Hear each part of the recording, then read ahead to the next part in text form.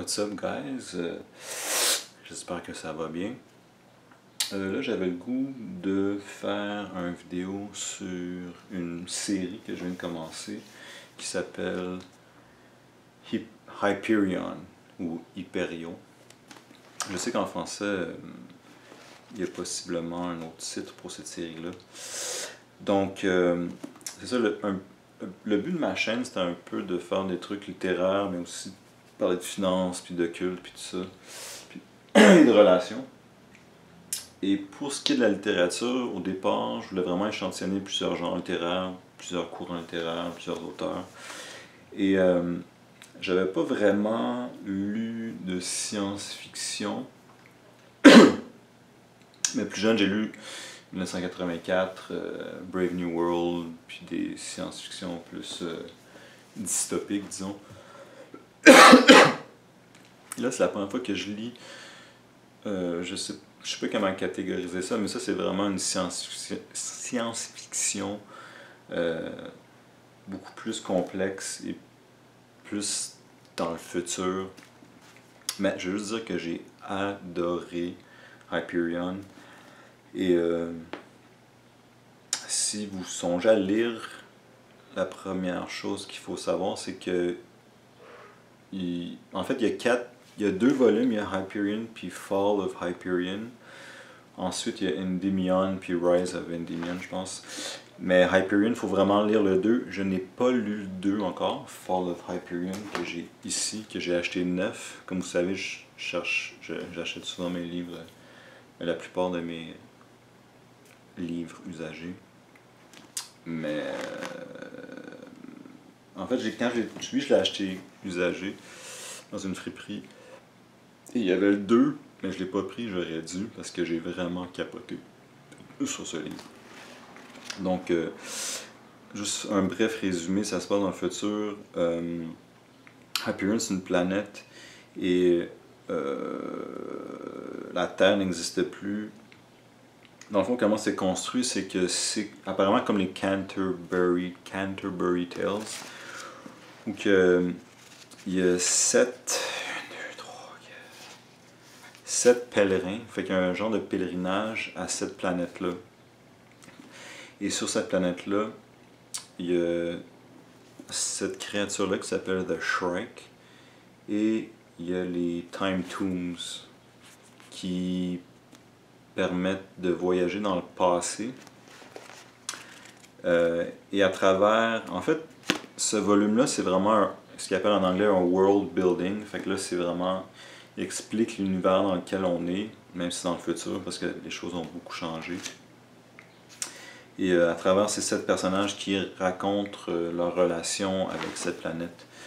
Donc, c'est les 7 pèlerins se rendent à la planète et pendant le trajet racontent chacun leur histoire pour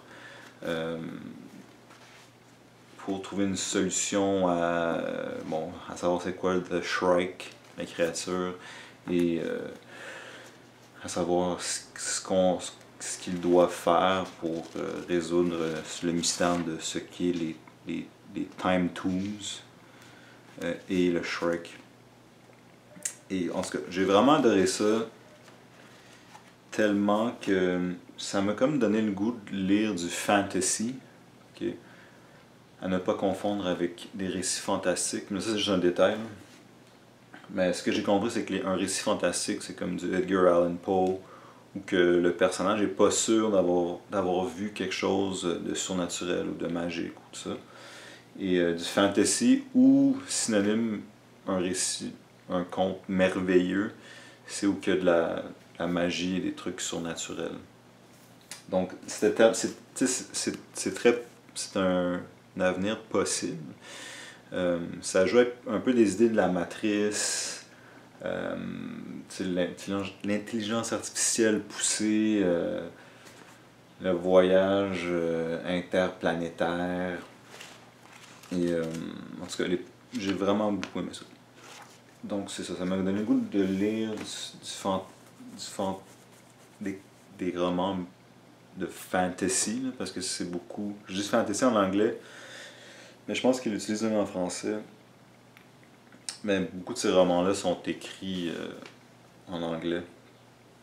Et c'est ça. Donc, je le conseille fortement. Et ça va être un tremplin vers d'autres choses, d'autres œuvres similaires. Fait que j'ai fait pas mal de recherches. Apparemment, il y a Foundation d'Isaac Asimov, qui serait dans les top science-fiction et la plus élaborée. Il y a aussi Dune. Fait que ça, je vais me donner comme but de le lire avant que la version de Denis Villeneuve sorte au cinéma, c'est-à-dire pour l'instant le 18 décembre 2019. La date a été repoussée, c'est censé sortir le 20 novembre. Attends, c'est 2019 ou 2020? En fait, peut-être que j'aurais un an de plus. Parce que, à voir. Ouais, c'est peut-être 2020, en 2019. Il fait chaud chez nous. Puis pour ceux qui ne connaissent... Ben, j'ai pas lu le livre, fait que c'est ça. J'ai vu la version de David Lynch plus jeune. Et j'ai vu le documentaire Jodorowsky's Dune, qui est vraiment, vraiment intéressant. Ça vaut extrêmement la peine. Jodorowsky avait comme créé une genre de bible avec des storyboards, puis il avait assemblé une équipe de plusieurs artistes, dont Geiger, c'est lui qui a fait les designs pour Alien. Puis apparemment, cette bible-là se passait de main en main dans les gros studios à Hollywood. Et les gens auraient puisé dans ce document-là. Possiblement même George Lucas ou... En tout cas. Fait qu'on va voir ce que Denis Villeneuve fait avec ça. Donc c'est ça. Pour la suite, là j'étais comme, ok, c'était tellement poussé loin les idées que c'est un monde possible. Sauf que c'est tellement poussé loin que c'est quasiment un monde fantastique. Fait que là j'étais comme, ok, peut-être que je devrais faire des recherches et voir ce que je pourrais lire. Ben, c'est sûr que je vais lire le 2. Parce que ça, c'est plus le world building, là, tu comprends l'univers, les personnages, puis là, ça va être la conclusion. Donc, c'est cela. Et là, j'ai pensé à mes trucs, puis j'étais comme, j'ai cette série de manga qui s'appelle Berserk, et ça, c'est ma série tout médium, tout genre confondu, que je préfère le plus, et c'est encore terminé. Là, je me suis dit, ok, y a-t-il des trucs. Ça, c'est plus comme fantasy, dark fantasy, donc. Il y a Game of Thrones qui a été très populaire ces temps-ci. Alors, c'est ça, je pense que je vais lire du fantasy et voir si j'aime ça. J'ai vraiment adoré Hyperion. J'adore Berserk, fait que je me dis. Fait que là, j'ai commandé ça. De Joe Abercrombie, de First Law Trilogy. Apparemment que c'est du dark, grim dark, qu'il appelle fantasy. Ça devrait ressembler un peu à A Song of Ice and Fire, donc Game of Thrones. Je vais pas lire Game of Thrones parce que je suis rendu à la fin de la saison 6, je crois. Ça me tente pas de relire ce que j'ai déjà vu. Puis aussi, la série de livres n'est pas terminée. Fait que je veux pas comme m'embarquer dans quelque chose qui est pas terminé. Puis c'est un investissement en temps comme là. J'avoue que c'est comme 3 huge livres de comme 500 pages. Mais là, j'ai comme échantillonné peut-être 2-3 trucs de fantasy. Dont ça. Il y a Witcher apparemment qui est extrêmement bon. Pour ceux qui connaissent les jeux vidéo qui sont aussi super bien cotés. Mais moi j'ai une opinion sur les jeux vidéo, c'est que ça prend trop de temps et tant qu'à ça. En tout cas, il paraît que c'est vraiment bon Witcher. Puis là, il y a une série sur Netflix qui va être basée sur les romans de Witcher. Fait que j'ai commandé aussi le premier volume qui est une collection de nouvelles de Witcher qui apparemment ressemble peut-être un peu à Berserk. Berserk, ma série préférée. Pas trop au hasard, c'est quelque chose d'intéressant. Je les ai toutes à date. Je pense que je suis rendu au volume 37, 38. Il me manque peut-être un. Mais Berserk, ça je suggère aussi, c'est vraiment écœurant. C'est ça, il y a Mistborn dans le fantasy, j'ai vu qu'il était bon, de Brandon Sanderson, qui est aussi en train d'écrire une série qui s'appelle Stormlight Archive, qui va être 10 volumes, il sera rendu au 3e. Sinon, qu'est-ce que j'ai... Ben, il faudrait que éventuellement je lise Le Seigneur des Anneaux. Mais je peux attendre comme ça, peut-être que les images du film vont s'effacer de ma mémoire. Parce que j'aime pas vraiment lire des romans qui ont été adaptés ben, que j'ai vu adaptés en film. Sinon, quoi d'autre? Ouais, Mistborn. Il y a un YouTuber que j'ai écouté, c'est Top sélection de fantasy, puis lui il parle tout le temps de Wheel of Time. Mais c'est genre 14 volumes, puis ça n'a jamais été fini par l'auteur, parce qu'il est mort. Et c'est Brandon Sanderson qui l'aurait terminé.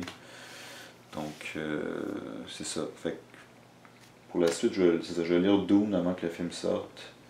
Et je vais échantillonner peut-être des trucs de fantasy. J'ai jamais lu Harry Potter. Mais comme je suis en train de les réécouter là, avec, en ce moment. Donc, c'est pas mal ça. Donc, Hyperion, c'était vraiment incroyable. Si vous avez la chance de le lire. Puis je sais que, dans le fond, je parle beaucoup de romans en anglais. Mais en fait, on s'est traduit. Fait que je sais pas c'est quoi. C'est le Dan Simmons Hyperion. J'ai vraiment adoré ça.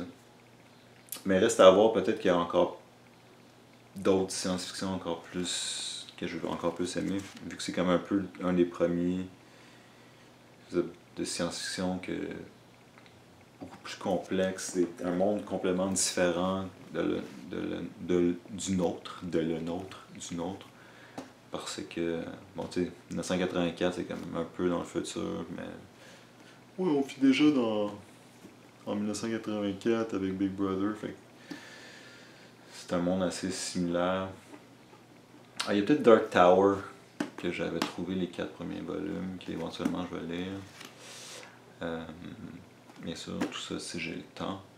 En même temps, j'ai lu ça vraiment rapidement, c'est 500 pages. Fait que c'est comme si vous promenez, puis vous amenez votre livre avec vous partout où vous allez. Ça peut se faire comme... Moi, je lisais les midis que je pouvais au lieu de luncher, puis moi, je fais du jeûne par intermittence. Fait que j'allais lire peut-être quoi, tu sais, je sais pas trop, là, 20 pages. Ou, tu lis une demi-heure, puis après ça, tu lis un peu quand t'es chez vous. Peu importe, là, à chaque fois que tu... Moi, je conseille de tout le temps avoir un livre sur soi.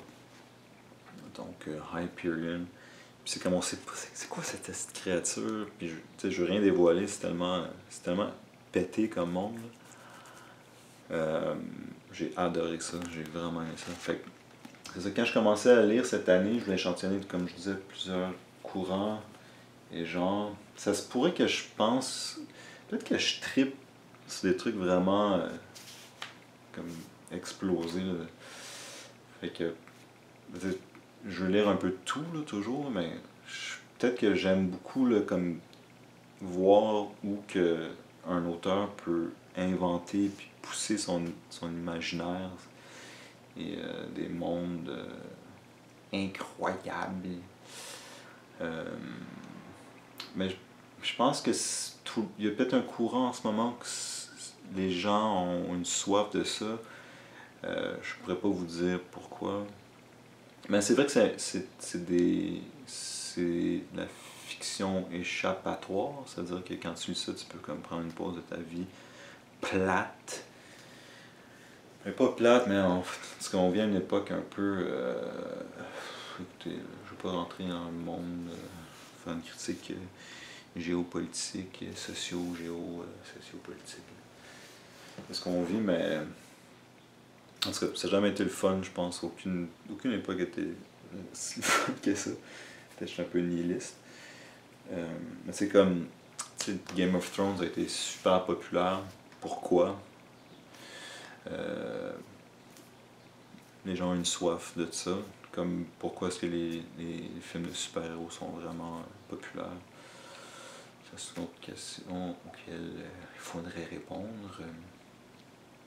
Mais ça vient répondre à un besoin que les gens ont consciemment ou inconsciemment, j'imagine.